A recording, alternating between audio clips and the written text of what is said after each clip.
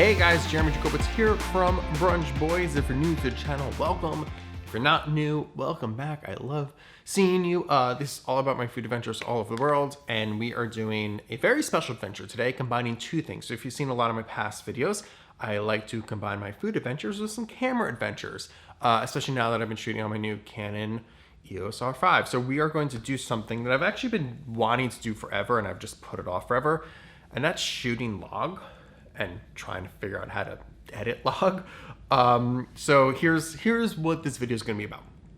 I'm going to go to one of my favorite sandwich places, Heroes and Villains. It's in Essex Street Market right here in New York City. Taking my friend Dara from Skinny Pig NYC. She was in a video last week. I think we went to go get some pizza. So we're going to go there. We're going to go see how they make some food. We're going to eat some food, and it is going to be delicious. Oh, hell yeah. But on top of that, what I'm going to be doing is filming log for the first time. So actually so right now I'm not shooting log. Let me actually switch over to log, and then we'll talk a little bit more. Hopefully I'll be like, and it'll still look good. So give me 1 second. Wait, I'll actually do it. Okay, now I am log. Hopefully it still looks pretty good. So just sort of talk about this general things, sort of my understanding of it is one, listen, I shoot raw photos all the time and I edit raw photos all the time. You would sort of think that's the same idea of like just raising contrast and saturation. You'll be able to fix what is hiding inside of those log files. But from my understanding, it's just not the way it works, unfortunately. So like bless Gerald Undone. This is something I've been thinking about for a long time. And then I watched Gerald Undone actually did a few videos last week, basically showing you like you can't just apply contrast and saturation. You really have to find a LUT to bring it into a place where you could then work with the file, which just obviously complicates things a lot more than just photos. So I've been putting it off for a while too. I knew that like I had actually been shooting a Canon 5D Mark IV.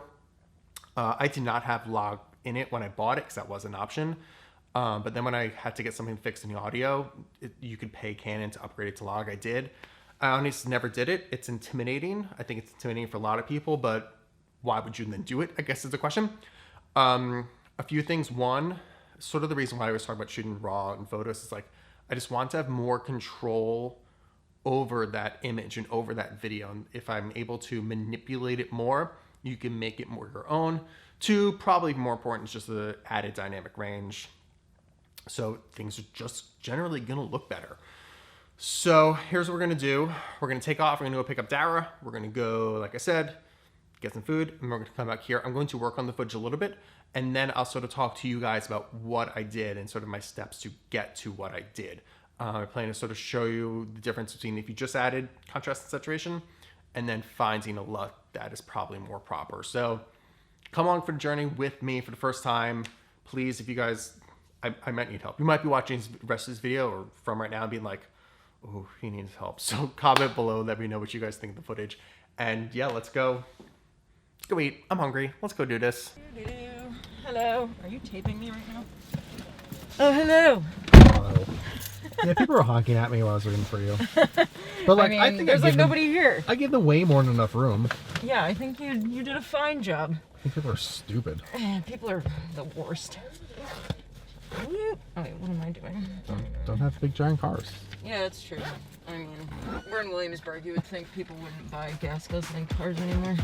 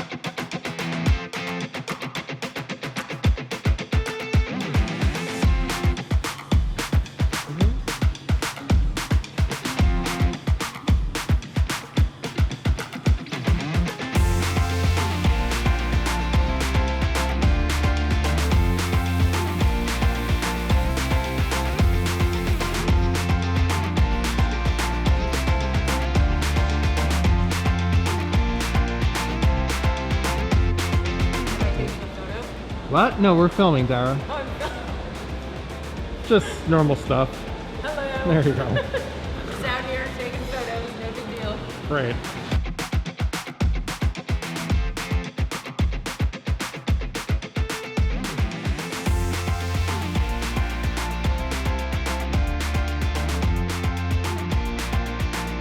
Okay, so this is the face-off. It is a buttermilk fried chicken sandwich, tons of hot sauce and ranch just dumped all over it. Oh my God. Let's see. This is messy. They give you like little wet nap things because you need it for this one. I mean, good God.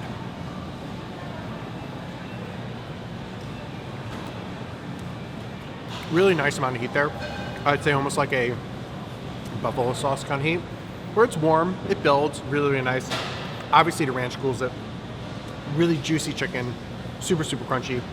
The key to this whole sandwich actually, which is kind of crazy, is the pickled carrots. I think it just adds such like a complex layer to the entire bite and something you don't necessarily get when you're normally eating hot fried chicken sandwiches. This is very good. Oh my God. I love heat too. It's messy. It's all over me. Am I sweating? Yeah, I'm sweating a little bit, but you know, I sweat all the time, so it's just, this is my life, but wow. All right, so Dara, which we also got the big kahuna, right? Yes, we did. Classic, So like, close to no, me. Dara, I have a different lens. I'm not that close to you. Don't worry about it. Just take a bite and tell me what you think. Fine. Okay. This looks amazing, except I'm afraid it's gonna get everywhere. Oh my God. I don't even know how to bite into this, I'll be honest, but.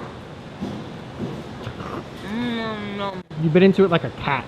Goddamn right I did. That's good. I'm excited. What is it? The miso aioli? Oh my God. The spicy ketchup too is delicious. Okay, my turn.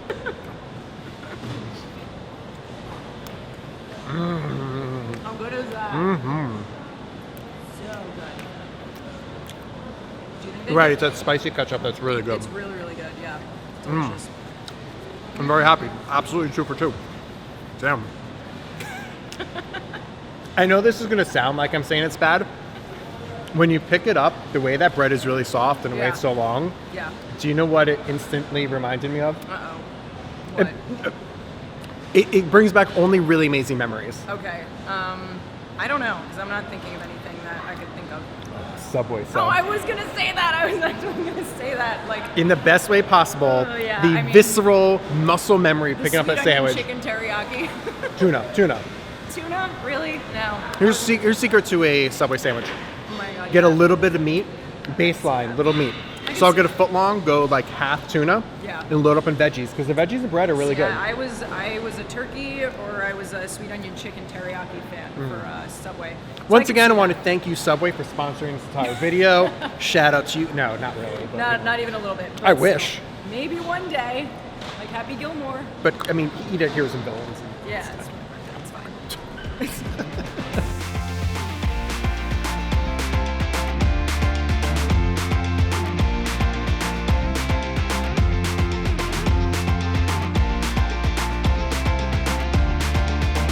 Okay, so I have been editing away, looking at the footage, trying to color grade. I mean, you guys know by now, I guess, if I fucked up or not.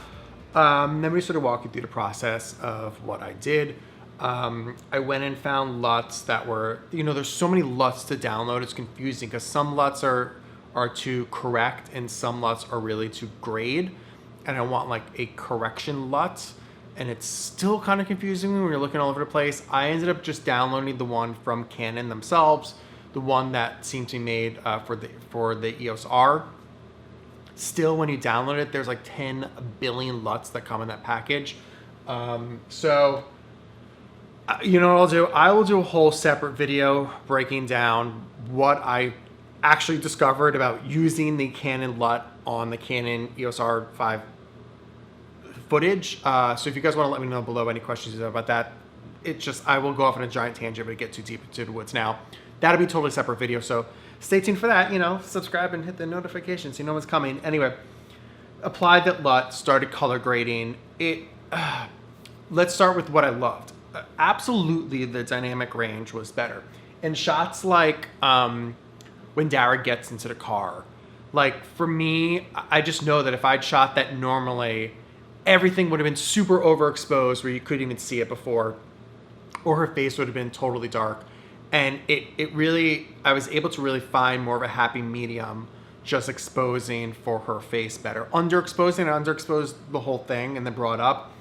And I just found I was like, instantaneously, I was like, oh my God, like it just looks so much better that way. In terms of getting the color correct, it is hard. Color correction is also something I just like, ugh. It's so hard because one, I think it just takes an eye and practice, which is really difficult. Two, you know, I try and use all like the scopes and everything to match because I think it's really difficult to just, it's impossible to eyeball it because even if you have the most perfect eye ever, like what you're seeing on your monitor isn't necessarily the way it's going to be seen when other people are watching it. I always edit to like this gigantic monitor in 4K, 8K, whatever, when then most people look at it on their phones, which is usually like super saturated or whatever. Even like Android to iPhones can be different. So I try and grade it just on what the scopes tell me, and even I am trying to have a better grasp of what they all mean. I generally do, but still it's like so hard sometimes to dial it in perfectly. I think a great example of that is like, I think throughout I was able to get stuff looking at least what I was happy with.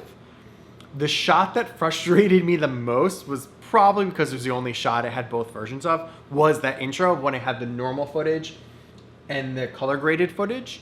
And like, I'm looking at it now, like it's so interesting because my skin looks a tiny bit green in the color, in the LUT footage. I just like couldn't get it quite close, and it was annoying the shit out of me, where my skin tone in normal footage maybe was a little red. I mean, I'm just kind of red general, so that's kind of that, what that could be. But then like when I don't look at them, when I look at them side by side, I can tell the difference. When I don't look at them side by side, I'm almost like, wow, like the LUT footage maybe was maybe a bit more natural. It's really hard. I mean, like, listen, you guys tell me, and then I'll know moving forward what works and what doesn't, or what mistakes I could be making. This is why I have you guys watching the video. But that was interesting. The most interesting part was looking at how it handled blues. So like you're looking on like the Yankee t-shirt, the blue in the non-log footage is like this more like very dark navy, where the blue in the log footage is a little bit brighter, and the tone is off. And I couldn't get that to be right either. Again, it doesn't look bad, and I don't even know which one's supposed to be natural because like looking on the monitor is so different than even looking in real life. It's hard. Eyeballing it, I want to say the blues look better in the non-log footage. But yeah, I don't know. It's a frustrating experience. It definitely adds to the workflow, but I think it's something I want to continue doing. I think like my journey from the very beginning was like, I don't know if you guys don't know anything about me, I was a TV producer. I had in my head what I wanted, but I was never able to technically do what I wanted to do because I just didn't have those skills until I was forced to do them on my own for Instagram and YouTube and this kind of stuff. So it's all a journey, and I think just like making myself better and better. You'll get the eye, you'll learn even. I'm sure I'm not shooting everything just correctly. I'm sure I'm not using the LUT just correctly. So it's definitely a giant learning curve, but something I really want to get better with. I think too, like, you know, we're using Premiere. I know that if I were to switch over to Resolve, that there are even more fine-tuning things you could do with it, or maybe just an easier color grading process. So that might be the next step with it. But for now, I think I'm just going to power through it and just, I don't know, that I think it's a fun journey. So hope you guys enjoyed the video. Hopefully this made any sense. Hopefully you learned something along the way with myself. Yeah, and like I said, what I want to do is put together just more of like a super introductory video about just how I graded the log footage. Obviously not an expert, but I think as from the perspective of like still someone learning, I could at least get you there. So yeah, so subscribe for that, notification for that, comment below for that, like the video, and yeah, I will see you guys next time. Now I gotta get this footage out and finish the video.